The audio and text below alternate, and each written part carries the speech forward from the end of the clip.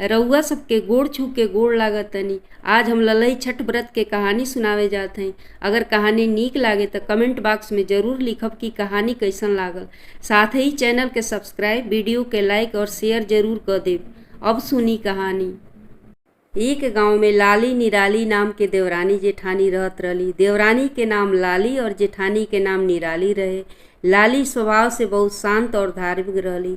ओकरे उलट निराली दुष्ट और निर्दयी औरत रहली। एक बार दोनों देवरानी जेठानी ललई छठ के व्रत भूखली। पूस गाछ के पूजा पाठ कैली। फिर अपनी अपनी घरे जाके साठी चाउर के भात बनौली। थाली में ठंडा होके खातिर निकाल के आके अपना अपना दरवाजे पर बैठ गईली। तब तक पीछे की खिड़की से दोनों की घरे दूगो कुकुर घुसना सा और गर्मा गर्म चावल के खिचड़ी खाए लगना सा। चप चप के आवाज़ सुन के दोनों देवरानी जेठानी अपने अपने घर के भीतर अयली। लाली जब कुकुर के भात खात देखली तो ओकरा बर्तन में एक कटोरी औरी दही डाल देली और कुकुर खूब मजा लेके खाए लगल। उधर निराली जब कुकुर के भात खात देखली तो गुस्सा से पगला गईली। बाहर के दरवाजा बंद करके लाठी उठौली और कुकुर के धोए धोए पीटे लगली। कुकुर के इतना मरली कि बेचारा के कमरिए तोड़ के धो दियली। बेचारा लंगड़ात जान बचा के दुआरे भागल। बाहर दूसरका कुकुर मिलल। दुनू आपन बीती बतावे लगले सन। जवन कुकुर दही भात खा के आयल रहे त निराली के बहुते तारीफ करे लगा। कहे लागल, हम जेकरा घरे घुसल रहनी है वो बहुत ही भली औरत रहली। हमरा के भात खात दे के ऊपर से दही डाल दिहली है। एकदम मजा आ गल। खूब मजा लेके खैनी है। भगवान वो भली औरत के भला करे। हमार भगवान से तो ये प्रार्थना बा कि जब हम मरी तो वही भली औरत के पुत्र बनी और ओकरे ही कोखी से जन्म ली और जीवन भर उनकर सेवा करी। जैसे हमारा आत्मा तृप्त कैली भर पेट भोजन खिला के, वैसे ही हम उनकर आजीवन सेवा कई के उनके हम तृप्त करी। अब तू बताओ मित्र, लागत तू जौना घरे गइल रहल वहाँ तुहार बहुते पिटाई भइल बा। दूसरका कुकुर रो रो के कहे लगल, हाँ भाई तू एकदम सही अनुमान लगौले बड़ा। जहाँ गइल रहनी है वहाँ बहुते पिटाई भइल। एक त भात इतना गरम रहे कि मुँह डलते ही जीभ जर गई। अब हम दू कौर खैले रहनी तब तक वो घर के दुष्ट मालकिन आ गई। दरवाजा बंद करके हमार बहुते धुलाई कैलस। एकरा पहले कबो हमारे इतना पिटाई ना भइल रहे। हमार त कमरिए तोड़ दियलस। हमार भगवान से ये प्रार्थना बा कि अगला जन्म में हम ओकर पुत्र बन के पैदा होखी और जैसे हमार मार के कमर तोड़ले बा वैसे ही ओहू के तोड़ी। कमर टूटले की वजह से वो कुकुर ज़्यादा दिन तक ना जियलस। कुछ दिन के बाद ही मर गई। बेजुबान के प्रार्थना भगवान जी सुन लिहले और ओके निराली की कोखी में डाल दिहले। कुछ दिन बाद निराली के पुत्र पैदा भइल। निराली बहुत खुश भइली कि चलम और बुढ़ापा के सहारा आ गई। लेकिन अगले दिन ही वो लड़का मर गई। उ दिन ललई छठ रहे। अपन लड़का के लाश लेके निराली बहुत रोवतारी। फिर कलेजा पर पत्थर ध के ओकर अंतिम क्रिया करवौली। असही निराली के हर साल पुत्र पैदा होके और अगले दिन हलषष्ठी के दिन मर जात रहे। असही 5 बार हो गई। निराली मने मने विचार करत रही कि हर साल हमार लड़का काहे ललई छठ के दिने में मरेला। वही दिन उ सपना में उ कुकुरा के देखली जेकर उ कमर मार के तोड़ले रहली। कुकुरा कहे लागल, हमही तोहार पुत्र बन के पैदा होखिला और हलषष्ठी के दिन मर जाइला। तू जवन हमारे साथ कैलू वही के हम बदला चुकावत बानी। सपना में ही निराली हाथ जोड़ के माफ़ी मंगली। कहे लगली, हमके माफ़ कई दो, बहुत बड़ अपराध भइल हमसे। 5 बार तोहके पा के खो देहले बानी। कौनो उपाय बताओ कैसे तोहके पाई। तब कुकुर कहे लागल, ललई छठ व्रत में हल से जोतल खेत के अनाज मत खइया। गाय के दूध दही घी मत खइया। कुश के पूजन करिया। भैंस के दही महुआ साठी चाउर से छठी माई के पूजन करिया। हम तोहरा कोखी जन्म लेके जीवित रहब। कुकुर के बतौला अनुसार निराली ओसे ही पूजा पाठ कैली। तब से निराली के पुत्र जीवित और दीर्घायु होखे लगलन सन। तब से ही व्रत के शुरुआत हो गई। संतान की कामना, संतान की दीर्घायु और सुखी समृद्धि खातिर ललई छठ के व्रत कइल जाला। जय हो हलषष्ठी मैया। रउआ सबके गोड़ छू के गोड़ लागत तनी। आज हम ललई छठ व्रत के कहानी सुनावे जात हई। अगर कहानी नीक लागे तो कमेंट बॉक्स में जरूर लिखब कि कहानी कैसन लागल। साथ ही चैनल के सब्सक्राइब, वीडियो के लाइक और शेयर जरूर कर देब। अब सुनी कहानी। एक नगर रहे, उ नगर में देवरानी जेठानी रहत रही। जेठानी बहुते ही अमीर रही, अन्न धन से उनका घर भरल रहे। देवरानी बहुते ही गरीब रहली, एक एक दाना के मोहताज रहली। कौनो जुन उनके खाना मिलत रहे तो कौनो जुन भूखले पेट सूते। देवरानी पर तरस खा के एक दिन जेठानी कहली कि तू आज से हमरा घरे झाड़ू बर्तन पिसिया कुटिया आगे क दियल करिया, ओकरा बदले में तो के हम भोजन और अनाज देव। अब तो देवरानी खुश होके जेठानी की घरे कुटिया पिसिया करे लगली। सांझे भोरे दोनों जून जाके जेठानी के घर के काम संभाले लगली। जौन बासी खुशी जेठानी दे दें उहे देवरानी लेके आवें, अपने खा और अपने बच्चा लोग के भी खिलावें। एक दिन के बात है, जेठानी कहली काल ललई छठ, ई 60 धान बा, एकरा के कूट खान द। देवरानी 60 धान के कूटली फटकली और सोघक चाउर एगो डाली में धो दिहली। घरे आवे के समय भइल तो कहली अब हम अपना घरे जात हई, ई जवन खुद्दी चुन्नी बाचल बा दीदी हमके दे द। जेठानी कहली ले जा, हमरा कौना काम के। देवरानी खुशी खुशी 60 चाउर के कुद्दी घरे लेके आ गईली। अगले दिन ललई छठ व्रत भूखली, उहे कुद्दी चुन्नी के धो फटक के भात रिंजली, छठ मैया के भोग लगौली। हाथ जोड़ के कहे लगली हे छठ मैया, आप तो सब जानीला हम केतना गरीब बानी, जवन हमरा पास बा उहे रौरा के भोग लगावत बानी। छठ मैया के भोग एगो टोकरी से ढक के अपने सूते चल गेली। भोर भइल, टोकरी उठा के जब देखली त हीरा मोती जगमग जगमग चमकत रहे। समझ गईली ई सब छठी माई के कृपा बा। अब इनकर हर गरीबी दूर हो गई। बढ़िया मकान बनवा लेली, नौकर चाकर राख लेली, अब ठाट से रहे लगली। उधर जब 4 दिन जेठानी की घरे ना गईली त एकदम जेठानी परेशान हो गईली। का बात है, ई कूटे पीसे झाड़ू बर्तन करे काहे नेके आवत, चल के देखी आखिर बात का है। जेठानी पूरा नगर घूमत रह गेली, लेकिन देवरानी के झोपड़ी कहीं ना दिखल। पूछला पर पता लागल उ त बड़ा घर बनवा लेले बाड़ी। अब त झटपट जेठानी देवरानी की घरे आ गई। पूछे लगली ई का चमत्कार बा हो, पहले तू हमार दिहल जूट काट खुद्दी चुन्नी खात रहलू, अचानक ई धन कहाँ से आ गई, कहीं तू कुछ गलत काम तो नहीं करत। देवरानी हाथ जोड़ के कहे लगली दीदी हमरे बारे में ऐसन जन सोची, ई सब तीन छठी माई ललई छठ माई के दया से हमके मिलल बा। रौरा के याद बा जौन रौरा घर से हम खुद्दी चुनी लेके आयल रहली, ओही के साफ कई के हम छठ माई के भोग लगा के टोकरी से ढाक देले रहली। भोर भइल, टोकरी उठा के देखली त हीरा मोती चमकत रहे। हम जान गईली कि ई सब छठी मैया के आशीर्वाद बा, मैया हमार गरीबी दूर करे आयल रहली। इतना सुनते जेठानी के मन में भी लालच आ गई। अब अगला ललई छठ के बेसब्री से इंतजार करे लगली। भादो के ललई छठ आ गई त इहो का कैली, 60 चाउर कूट छाट के खुद्दी चुन्नी के भात रिंजली, छठी माई के भोग लगा दिहली और बाजारे से सबसे बड़ा टोकरा मंगा के ढाक देली, ताकि बड़ा टोकरा में ज़्यादा हीरा मोती छठी मैया जी दी हैं। सूते गईली त नींद गायब बा, कब भोर होके ये सोची बिना सुतले पूरी रात अपन गुजार दिहली। भोर भइल, टोकरा उठा के देखली त देखते ही चिल्लाए लगली अरे बाप रे बाप, कितना बड़ा बड़ा सांप गोजर बिच्छू बाना कुल। अब त इनका भर घरे सांप गोजर फैल गई न सन। हाथ जोड़ के रो रो के ललई छठी माई के पुकारे लगली, माई अब हमार जान बचाओ। ललई छठी माई साक्षात प्रकट होके कहे लगली लालची औरत, तोहरी देवरानी के पास तो फूटल कौड़ी ना रहे, बहुत गरीब रहे, पिसिया कुटिया क के खात जियत रहे, जौन खात रहे उहे हमके भोग लगौलस। हम ओकर भक्ति देख के ओकर दुख दूर कैली। तोहरे पास तो हर वस्तु उपलब्ध बा, चहले रहतू तो हमके बढ़िया व्यंजन बना के भोग लगौले रहतू, लेकिन तोहरा मन में तो लालच भरल रहे और लालच के हमेशा बुरा फल मिलेला। ललई छठ मैया इतना कह के अपन माया समेट लेली। सांप गोजर बिच्छू सब गायब हो गए सन। हे ललई छठ मैया, जैसे देवरानी के दिहलू वैसे सबके दिह, जैसन जेठानी के साथ भइल उ केहू के साथ जनी होके। जय हो हल षष्ठी मैया, जय हो ललई छठ मैया। रउआ सबके गोड़ छू के गोड़ लागत तनी। आज हम ललई छठ व्रत के कहानी सुनावे जात हई। अगर कहानी नीक लागे तो कमेंट बॉक्स में जरूर लिखब कि कहानी कैसन लागल। साथ ही चैनल के सब्सक्राइब, वीडियो के लाइक और शेयर जरूर कर देब। अब सुनी कहानी। एक नगर में भाई बहन रहत रहे लो। माई बाप के तो बहुत पहले ही स्वर्गवास हो गई है। भाई मेहनत मजदूरी क के आपन और अपनी बहिन के पेट पालत रहले।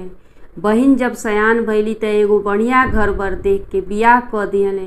बहिन ससुराल चल गईली, अब इहो अकेले पड़ गईले। ना त रिश्तेदार मिल के इनकरो बियाह एगो सुशील कन्या से करा दिहल लो।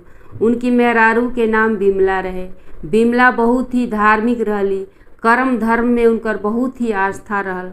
समय बीतत गईल, बिमला के एगो लड़का भइल। दोनों मर्द मेहरारू बहुत ही खुश भइल लोग। भादो मास के हलषष्ठी व्रत आइल तब बिमला अपना पति से कहली, हमहू हलषष्ठी के व्रत भूखब।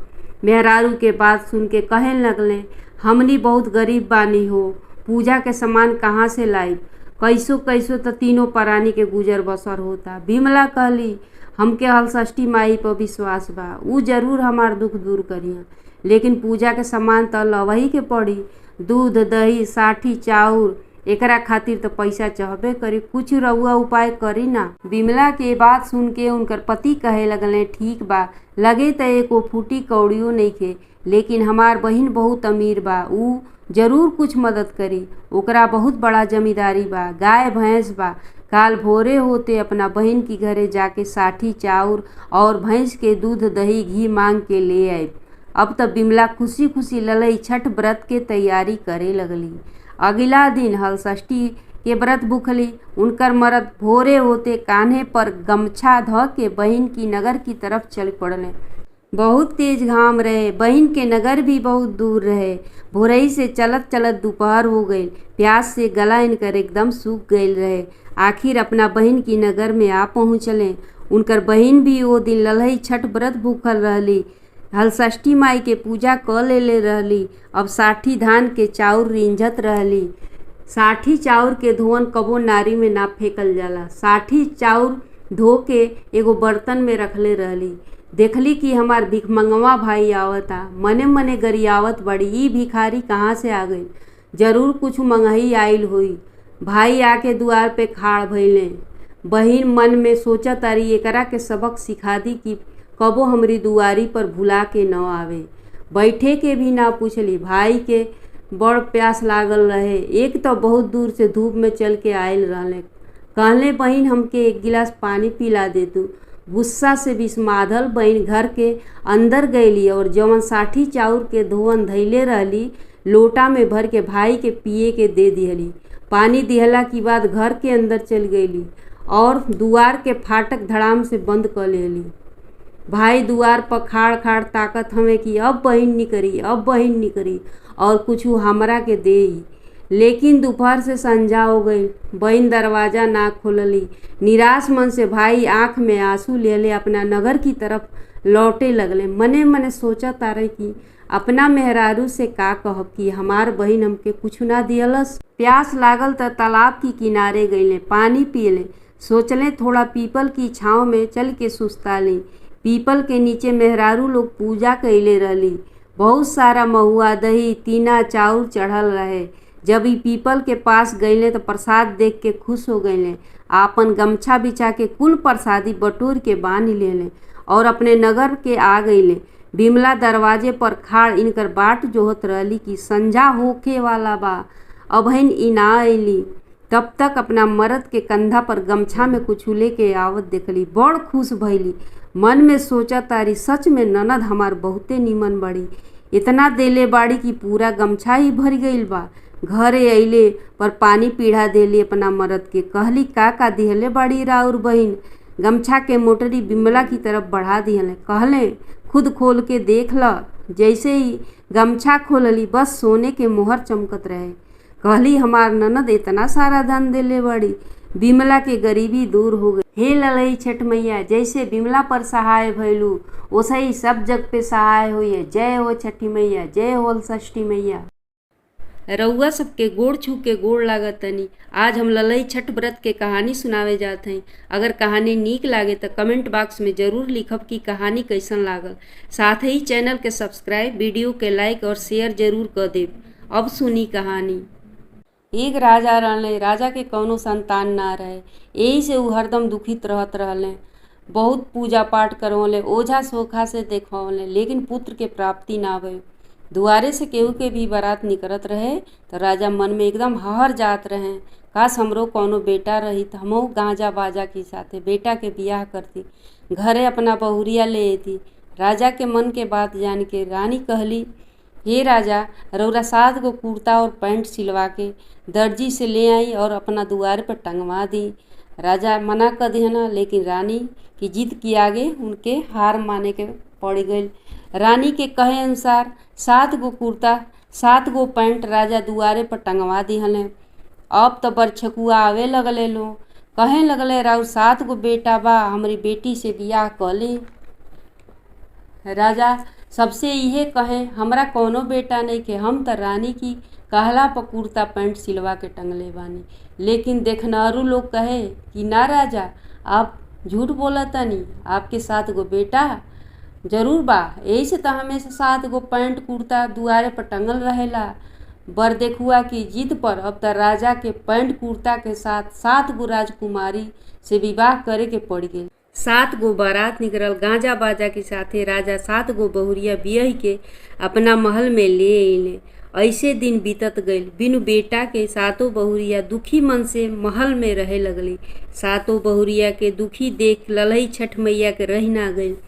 ललई छठ मैया बुढ़िया की भेष में राजा की रसोई में आ गईली, जहाँ राजा के 7 बहुरिया खाना बनावत रहली।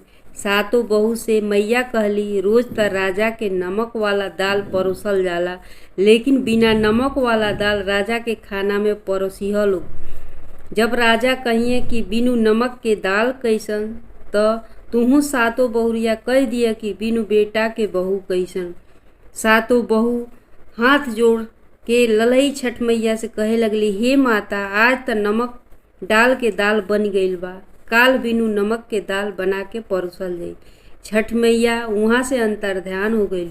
अगला दिन बिनु नमक के दाल बना के राजा जी के बहू लोग भोजन परोस देली। राजा कहले, बिनु नमक के दाल कैसन? इतना सुनते 7 बहुरिया कहली, त ससुर जी बिनु बेटा के बहू कैसन?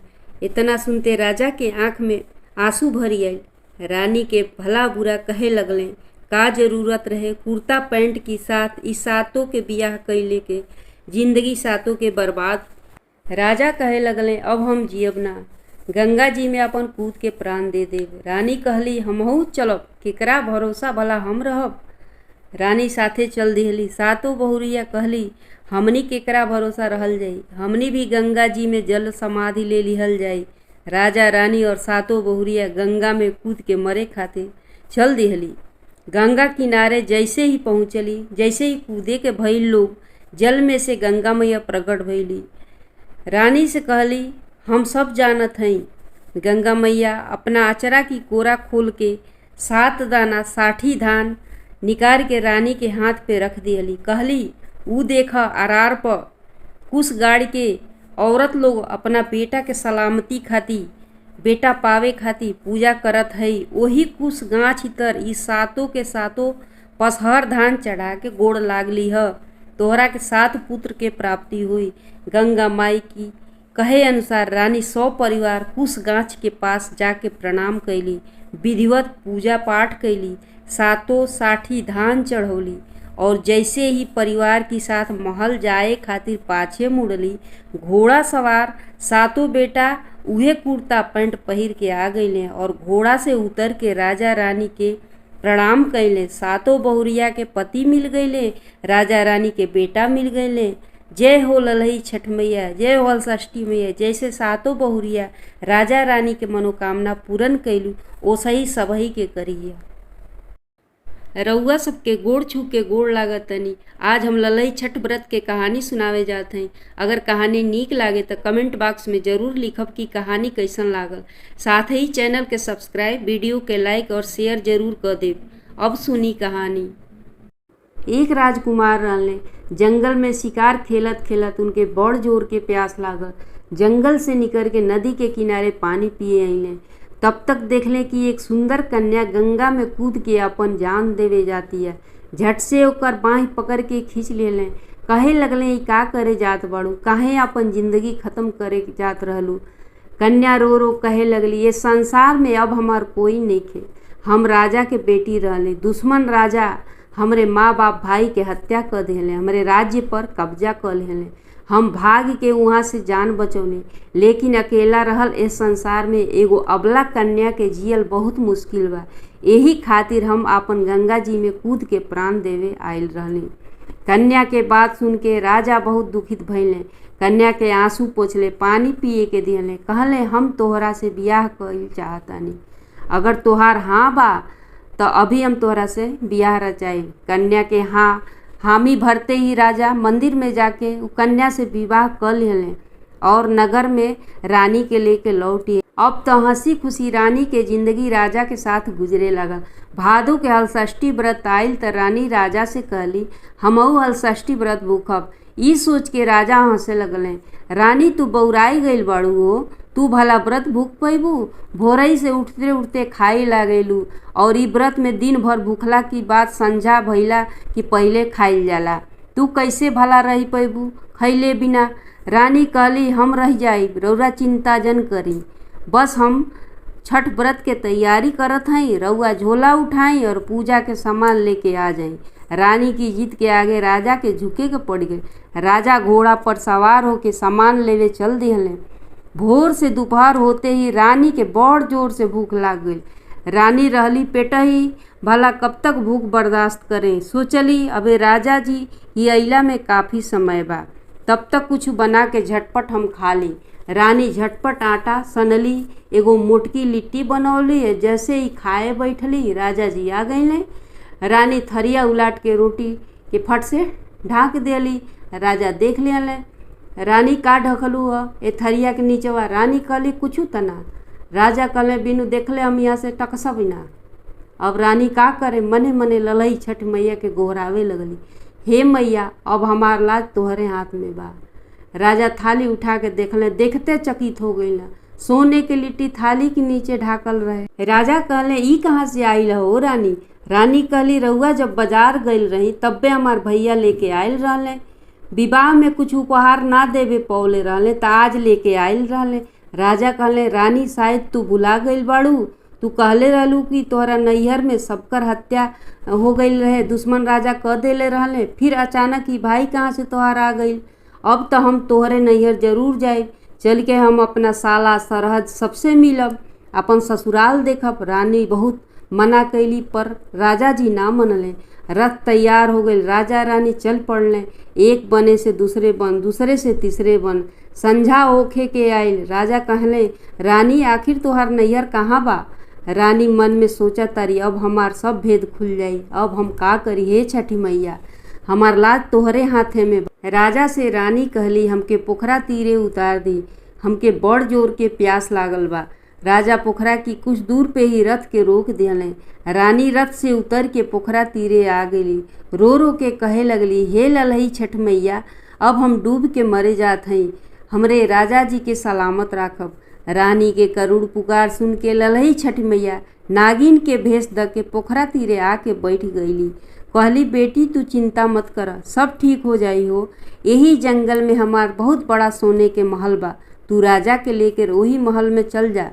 असमन जनिया कि उहे तोहार नैहर है, वहाँ तोहार सब रिश्ता मिली, भाई भौजाई सब मिली, चाहे जितना दिन मन रही है। एगो बात पर ध्यान दिह कि महल के पीछे जौन कोठरी बा ओकरा में कबो जइह, कबो खोलिह मत। इतना कह के नाग रूप में छठी मैया अंतर्ध्यान हो गईली। रानी रथ पे सवार होकर सोने की महल की तरफ चल पड़ली। राजा देखते ही खुश हो गईले।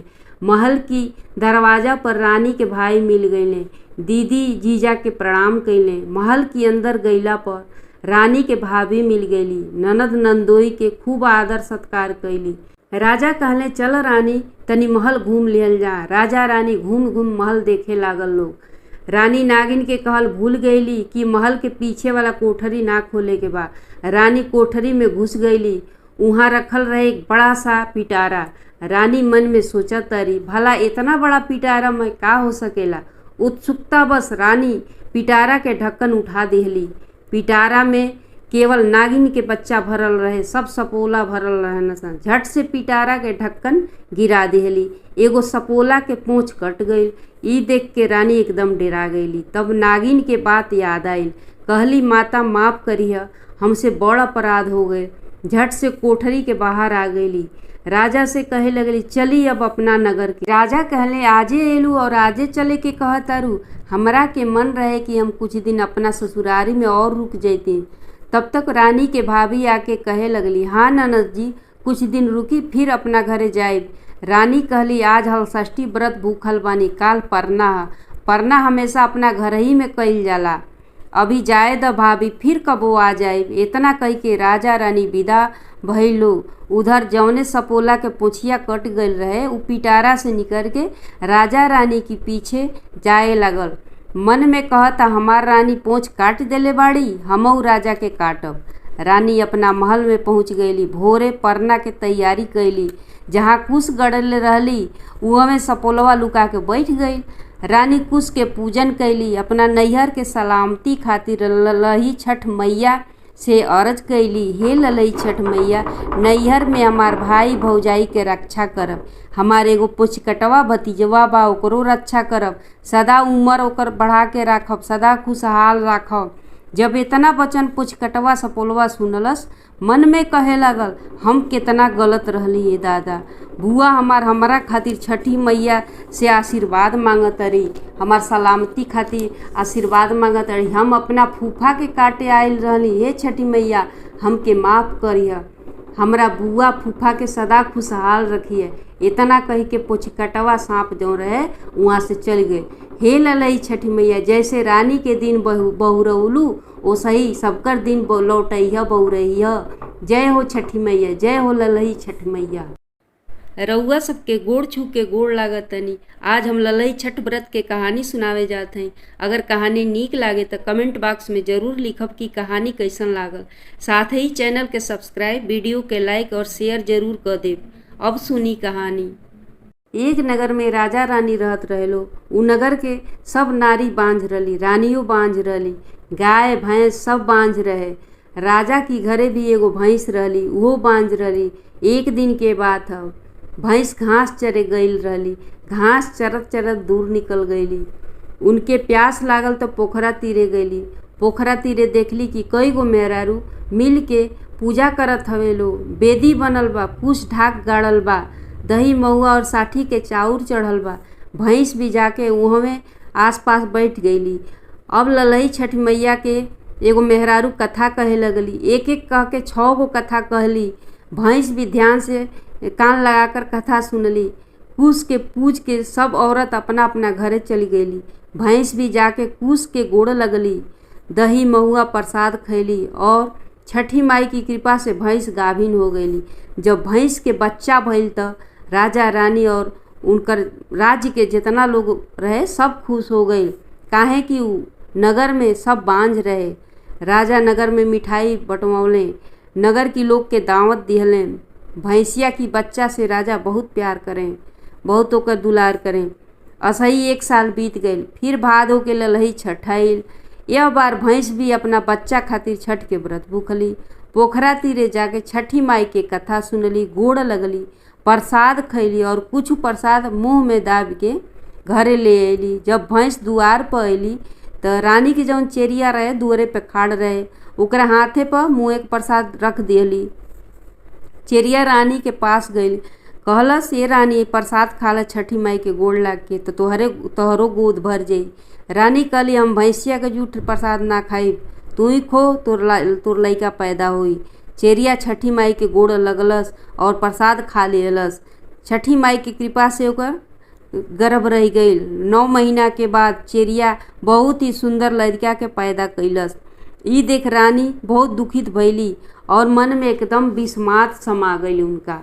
अब तो चेरिया के लइका जब जब रानी देखें तब तक देख के एकदम जर बुता कि कैसे चेरिया का लइका हो गई बा, कैसे ही अपनी गोद में लइका खिलावतिया और हम अबले बांझे बानी। रानी चेरिया के लइका के मारे खातिर दाव खोजे लगली कि कब चेरिया अपना लड़का के अलग करे अपना से, कब कहीं इधर उधर जा और एक लइका के मार डाली। लेकिन ऐसे ऐसे करत करत ओके साल भर बीत गई। असही 1 साल बीत गई, रानी के मौका ही ना मिलल कि चेरिया के लइका के कैसे मारे। भादो के छठी आइल, चेरिया व्रत भूखलस। रानी से कहलस, हे रानी, हम पोखरा तीरे कुछ पूजन करे जातनी, कथा सुने जातनी, देर हो जाई, थोड़ा हमर लइकवा के ध्यान दिह। इतना कही के चेरिया पोखरा तीरे चल देली। चेरिया के जात ही रानी तलवार उठौली और चेरिया के लइका के एकदम टुकड़ा टुकड़ा काट के और घूरा जो रहे उनके महल के पास में वही पर फेंकवा दियली। चेरिया छठी माई के पूछ के जब नगर के लौटत बाड़ी त का देखा तारी, उनकर बच्चा घूरा पर खेलत बाना। अपने बच्चा के आंचरा से झाड़ पोछ के करेजा से लगा लेली। रानी भी वही समय आ गईली और चेरिया की गोड़े पर गिर पड़ली। कहली, हमके माफ़ कर द। आपन कइल चेरिया के बता दिहली। रानी कहली, आज हम छठी माई के महिमा जान गईली। अगले साल से अब हमहू छठ व्रत भूखब। चेरिया से लेके रानी प्रसाद खैली। नगर में ढिंडोरा पिटवा दिहली कि अब गांव के सब औरत भादो मास के हलषष्ठी व्रत जरूर भूखी। हे हलषष्ठी मैया, जैसे चेरिया के लल्ला अमर कैलू, ओसही सब परबैतिन सब नारी लोग के बबुआ अमर करिए। जय हो छठी मैया, जय हो हलषष्ठी मैया। अंगना में बेदिया बनाई भी, कुश गढ़वाई भी हो, सखी ताही बेदिया बैठिए छठी मैया त माई के मनाई भी हो। सखी ताही बेदिया बैठिए छठी मैया त माई के मनाई भी हो। गंगा जी से मटिया ले आई भी, अंगना लिपाई भी हो, सखी फूलवा से अंगना सजाईब, चांदनी तनाई भी हो, सखी फूलवा से अंगना सजाईबी, चांदनी तनवाईब हो। भैंसिया के दूधवा मंगाई भी, दहिया जमाई भी हो, सखी ताही घिउआ दियना जलाई भी, जलवा चढ़ाई भी हो, सखी ताही घिउआ दियना जलाई भी, जलवा चढ़ाई भी हो। गोतिनी दयादिनी बोलाई भी, गीतिया गवाई भी हो, हे सखी छठी मैया दिहली ललनवा मैया के पैया लाग बिसोहरी के पैया लाग भी हो। लाली चुनरिया ओढ़ाइब माई के सेनुरा चढ़ाइब हो, मैया कटिए सगरो हम रोबलया माई के कही के सुनाइब हो, मैया कटिए सगरो हम रोबी-पतिया माई से कही के बताइब हो। दही महुआ से भोगवा लगाइब माई के चंवर डोलाइब हो, सखी माई के देखी के सूरतिया तहिया में बसाई भी, देखी के जुड़ाइब हो, सखी माई के देखी के सूरतिया हिया में बसाई भी, देखी के जुड़ाई भी हो। घरवा में मांगब खुशहाली अपन खातिर से नूर हो, सखी बबुआ लोग के लमहर उमिरियात बुधिया ज्ञान मांगब हो, सखी रमन खातिर लमहर उमिरियात बुधिया ज्ञान मांग हो सखी वैभव खातिर लमहरऊं मेरी याद बुद्धि आगे अन मांगब हो। सालो साल भूखबा बरतियात अपने रमन खातिर अपने वैभव खातिर हो सखी मैया आई है हर साल आंगन सपन मोर पुर करी है हो। हे सखी मैया आई है हमारी आंगन सपन मोर पुर करी है हो। फूलाइल रखी हमारी मोर चरवात सिंदूरा सलामत रखी हो। फूलाइल रखी हमारी मोर आचरवात सिंदूरा सलामत रखी हो।